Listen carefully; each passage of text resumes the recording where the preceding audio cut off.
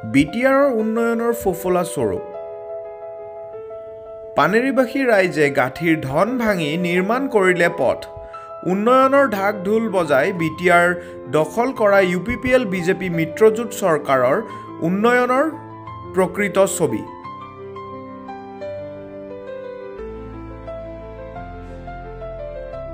প্ৰমোদ বড়োৰ সপোনৰ ছুইজাৰলেণ্ডত ৰাইজে নিজেই নিৰ্মাণ কৰিছে পথ। এই দৃশ্য বিটিআৰৰ খালিংদুৱাৰ পৰিষদীয় সমষ্টিৰ পানেৰীৰ আনাধুৱাপাৰাবাসীয়ে চৰকাৰলৈ বাট চাই চাই উপায়ন্তৰ হৈ নিজেই গাঁঠিৰ ধন ভাঙি নিৰ্মাণ কৰিছে পথ। সমাগত বিটিআৰ নিৰ্বাচনৰ পূৰ্বে এই পথছোৱা নিৰ্মাণ কৰি নিদিলে ভোট দিয়াৰ পৰা বিৰত থাকিব বুলি জানিবলৈ দিয়ে ৰাইজে।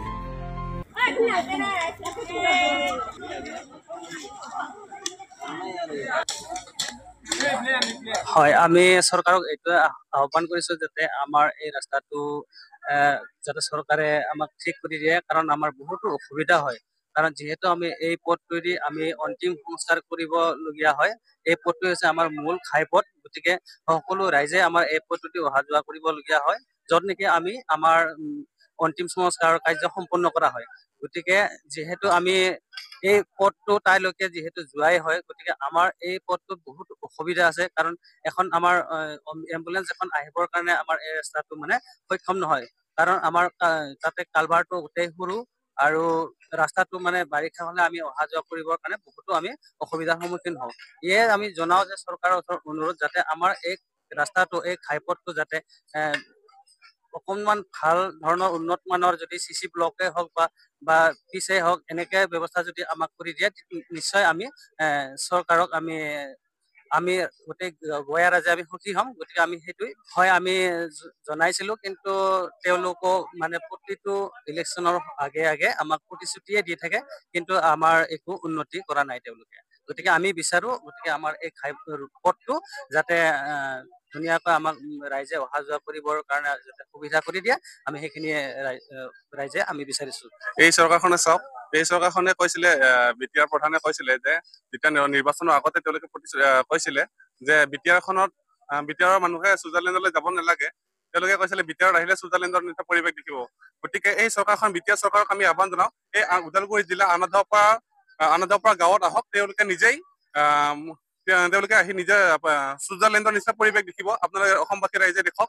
আজি দা নিউজ প্লাছৰ জৰিয়তে আপোনালোকক জনাব বিনম্ৰভাৱে অনুৰোধ জনাওঁ যে ছুইজাৰলেণ্ডৰ যিখন কথা কৈছিলে বিটিআৰ চৰকাৰখনে, আজি তাৰ পৰিণতিত আজি জল পটকৈ ছুইজাৰলেণ্ডৰ অৱস্থা দেখিছে বিটিআৰৰ গাঁৱৰ দৃশ্য।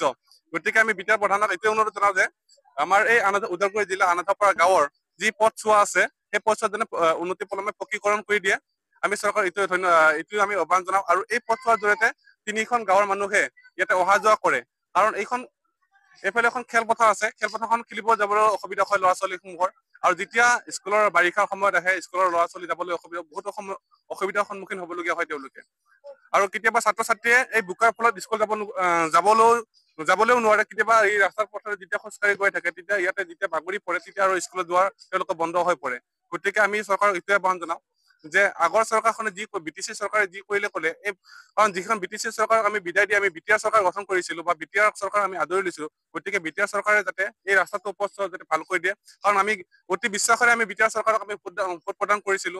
গতিকে BTC চৰকাৰে যেনেকৈ 15টা বছৰ ৰাজত্ব কৰিলে, বিটিআৰ চৰকাৰখনে 5টা বছৰ অতিক্ৰম কৰিব আৰু বেছি মাহ নাই। সমাগত নিৰ্বাচন শুনিছো আমি ছেপ্টেম্বৰতে নিৰ্বাচন হ'ব। গতিকে নিৰ্বাচনৰ আগতে যদি এই পথছোৱা পকীকৰণ হয়, তেতিয়াহ'লে আমি নিশ্চয় আনন্দিত হলো হয়। কিয়নো বিটিআৰ চৰকাৰখনে 15টা বছৰ যিহেতু ৰাজত্ব কৰিলে, আৰু 5 বছৰ নহওঁতে যিহেতু এইখন BTC চৰকাৰখনে 15টা বছৰ ৰাজত্ব কৰিলে, কিন্তু বিটিআৰ চৰকাৰখনে 5টা বছৰ অতিক্ৰম কৰিব।